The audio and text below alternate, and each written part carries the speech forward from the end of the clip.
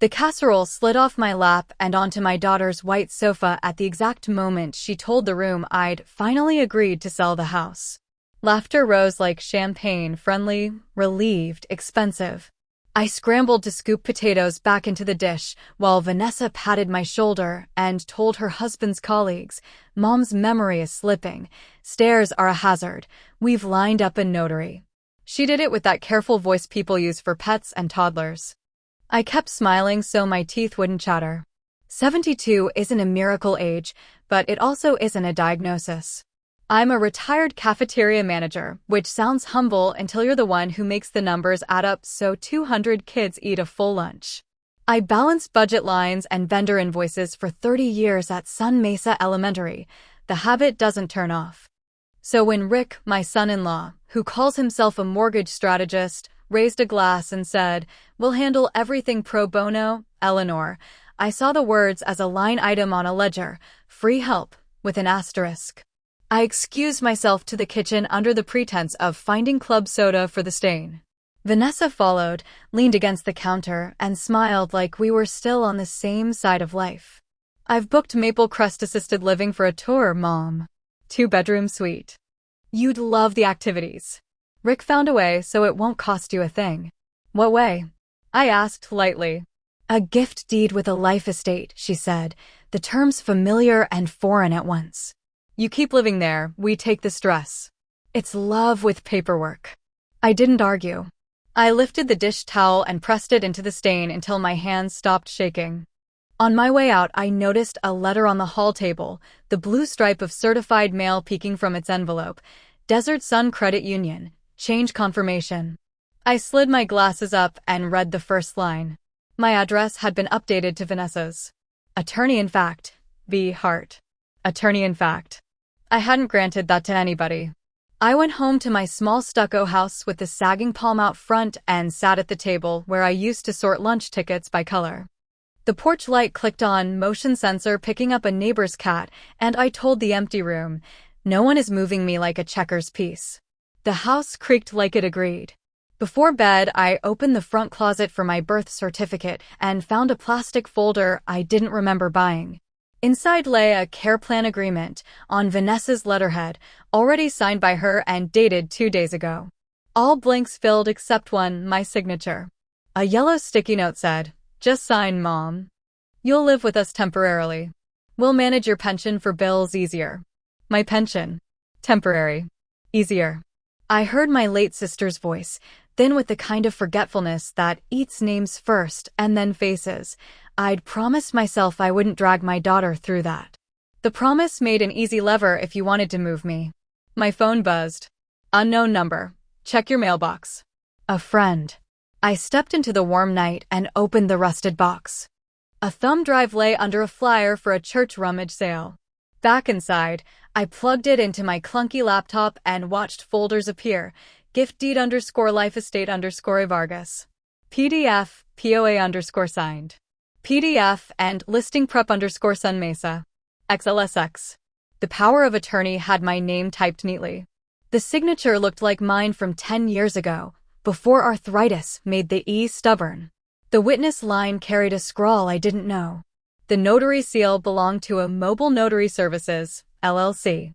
The spreadsheet made my throat go dry. Projected sale, E. Vargas. List price $639,000, with a tab named Net after burden. Burden meant me. I didn't sleep. At sunrise, I took the bus to the legal aid clinic at the library where I used to help with the book fair.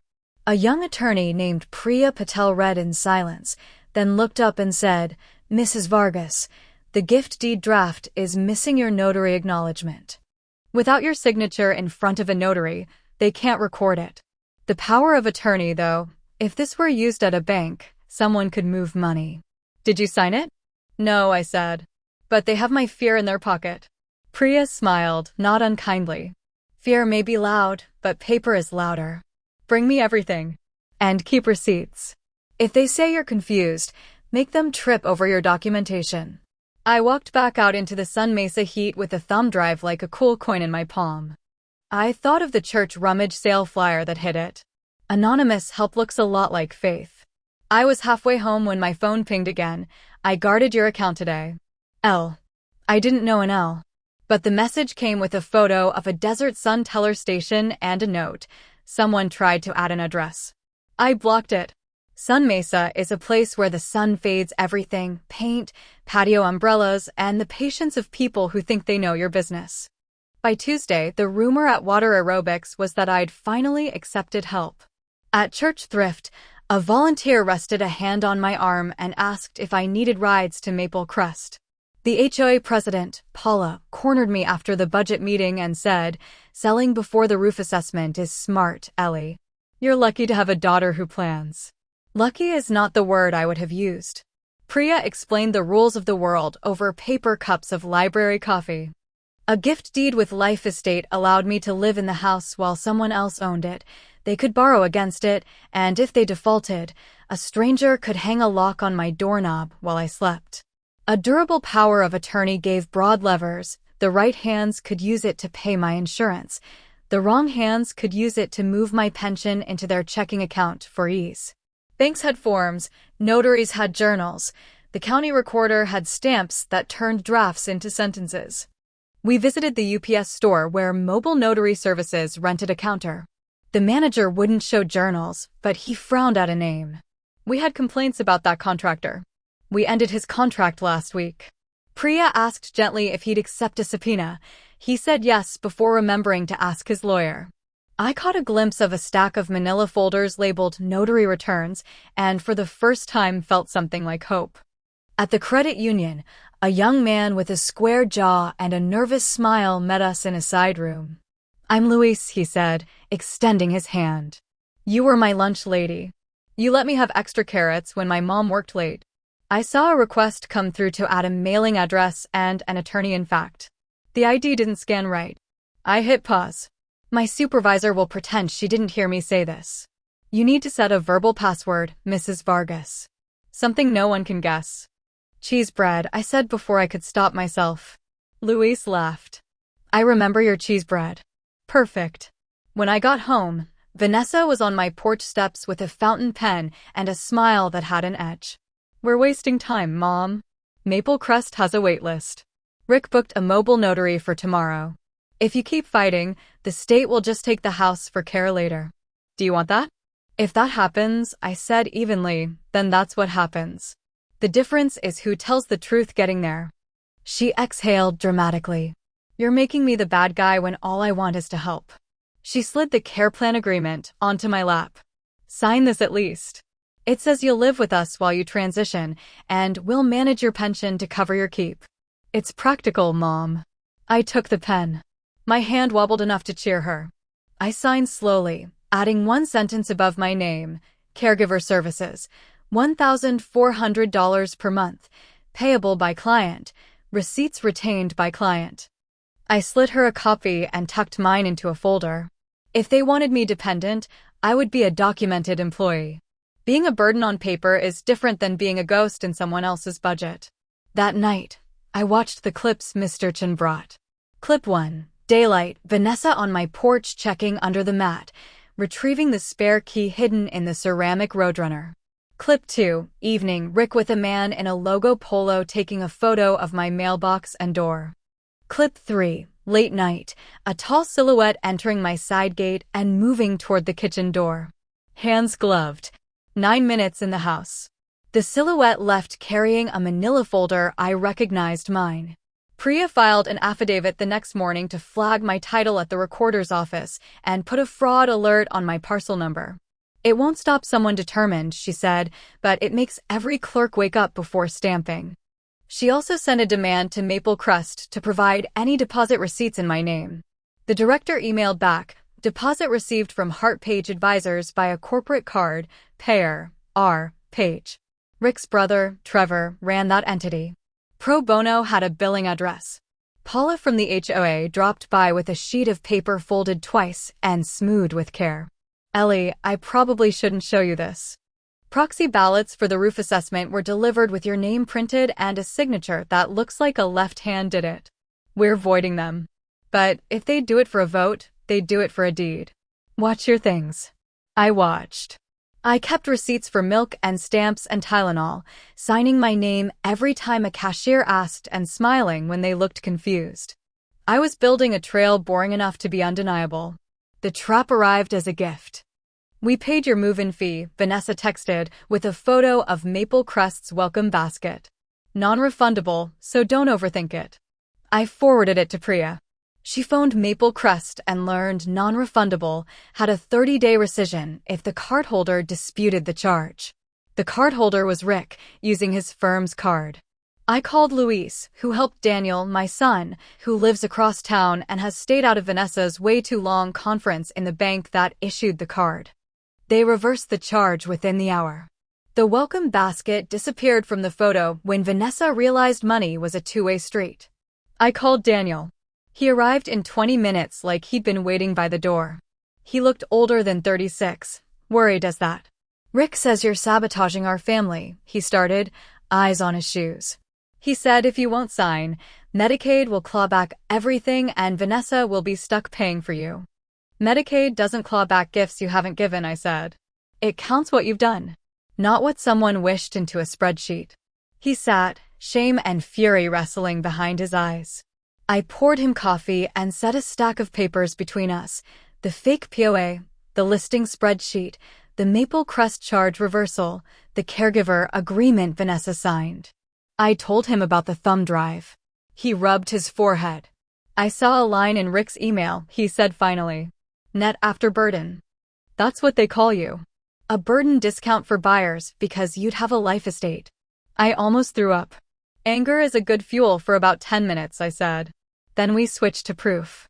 We met Priya at her office, where she drafted a petition for a temporary restraining order to stop any transfer or encumbrance of my property, and a complaint for financial exploitation.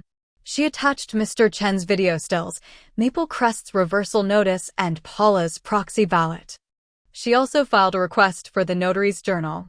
"Notaries sometimes don't keep good books," she said. "But when they do, they save lives." On our way out, my phone buzzed. From L. The message was a photograph of a notary journal page with Eleanor Vargas on one line and presented by V. Hart in the ID box, the date 2 weeks prior. The signature next to my name was a version of my own, smoothed and careless. Luis had risked something sending it, even if he'd say he hadn't. We decided on a moment they wouldn't duck, the rehearsal dinner for Vanessa's best friend at a steakhouse with rented fairy lights and a guest list full of people who talk. Vanessa had insisted I attend because appearances matter more than logistics in her orbit.